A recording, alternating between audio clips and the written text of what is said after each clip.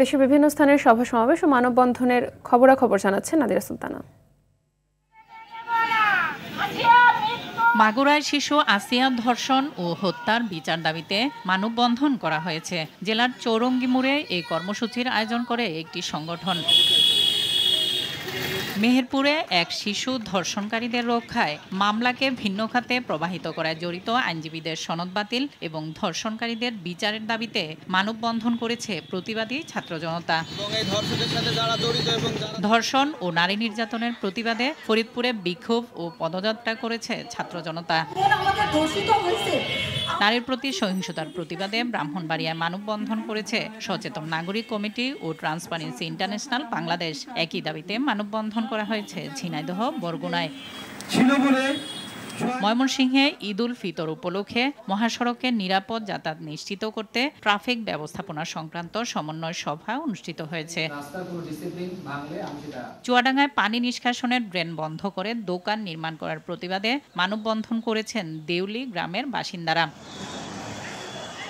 Habiganj medical college বন্ধের ষড়যন্ত্রের প্রতিবাদে ঢাকা সিলেট মহাসড়ক অবরোধ করে বিক্ষোভ করেছে শিক্ষার্থী ও সাধারণ মানুষ। বেলা 12টা থেকে 1 ঘণ্টা শায়েস্তাগঞ্জের নতুন ব্রিজ এলাকায় এই কর্মসূচি পালিত হয়। বিএনপি ও অঙ্গ সংগঠনের বরিশাল বিভাগীয় ইউনিটকে সুসংগঠিত ও গতিশীল করতে মতবিনিময় সভা করা হয়েছে। ব্রাহ্মণবাড়িয়ার আখাউড়ার কর্নেল বাজারে বিএনপির ইফতার মাহফিলে অংশ নেন উপজেলা বিএনপির সাবেক সভাপতি মুক্তিযোদ্ধা ইঞ্জিনিয়ার মোহাম্মদ মুসলিম উদ্দিন। সুনামগঞ্জের জগন্নাথপুর উপজেলা বিএনপির ইফতার ও দোয়া মাহফিলে অংশ নেন যুক্তরাজ্য বিএনপির সাধারণ সম্পাদক কয়সর এম আহমদ।